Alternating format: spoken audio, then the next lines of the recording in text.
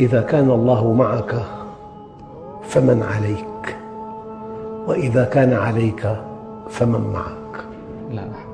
وإذا نلت محبة الله ماذا فقدت؟ لم تفقد شيئا.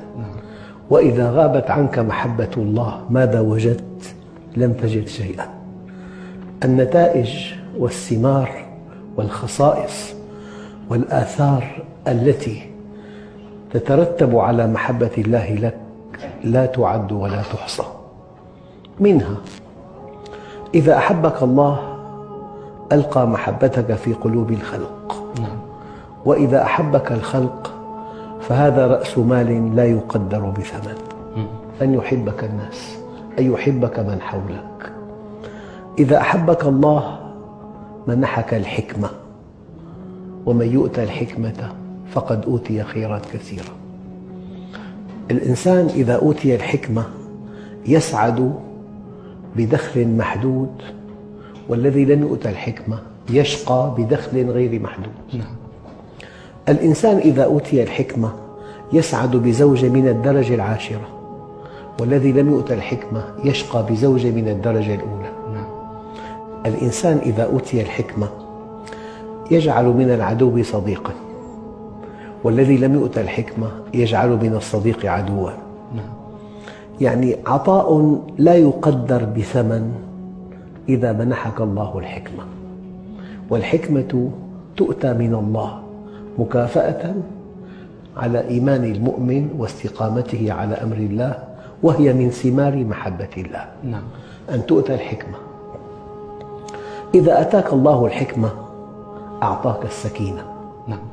السكينة حالة من الرضا، من السعادة، من التفاؤل، من القوة، من الثقة بالنفس، من سداد الرأي، من صحة الرؤية. هذه السكينة تسعد بها ولو فقدت كل شيء، وتشقى بفقدها ولو ملكت كل شيء. والإنسان قد يؤتى مالاً وفيراً وصحة وقوة وذكاء ولا يؤتى الحكمة، فهو أشقى الأشقياء.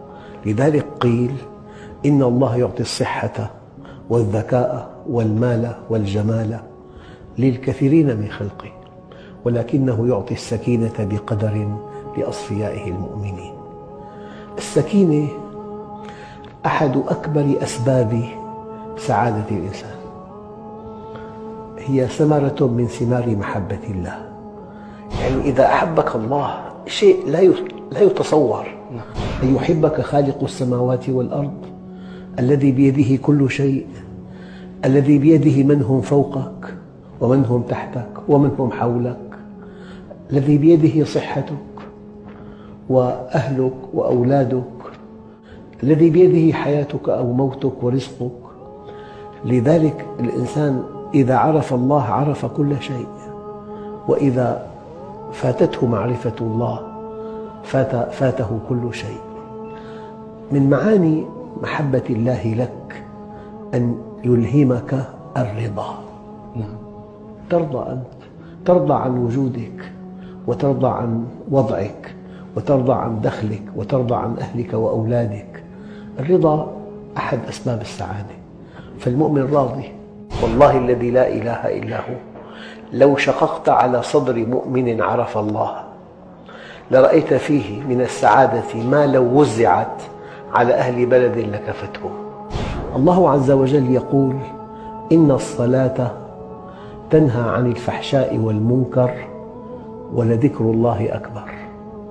قال علماء التفسير: ذكر الله أكبر ما في الصلاة، لكن بعضهم قال: ذكر الله لك وأنت في الصلاة أكبر من ذكرك له. إنك إن ذكرته أديت واجب العبودية، لكنه إن ذكرك منحك الرضا، منحك السكينة، منحك الحكمة، منحك نعمة عزت على معظم الناس، منحك نعمة الأمن. نعمة الأمن شيء لا يقدر بثمن. قد ينجو الإنسان من آلاف المصائب لكنه خائف، وأنت من خوف الفقر في فقر، نعم. وأنت من خوف المرض في مرض، وتوقع المصيبة مصيبة أكبر منها. الآن في عندنا أزمات قلبية سببها الخوف من أزمات القلب، تأتيه بأزمة. نعم. لذلك حينما ألف كتاب دع القلق وابدأ الحياة طبع منه 5 ملايين نسخة.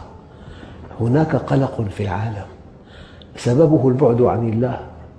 ألا بذكر الله تطمئن القلوب.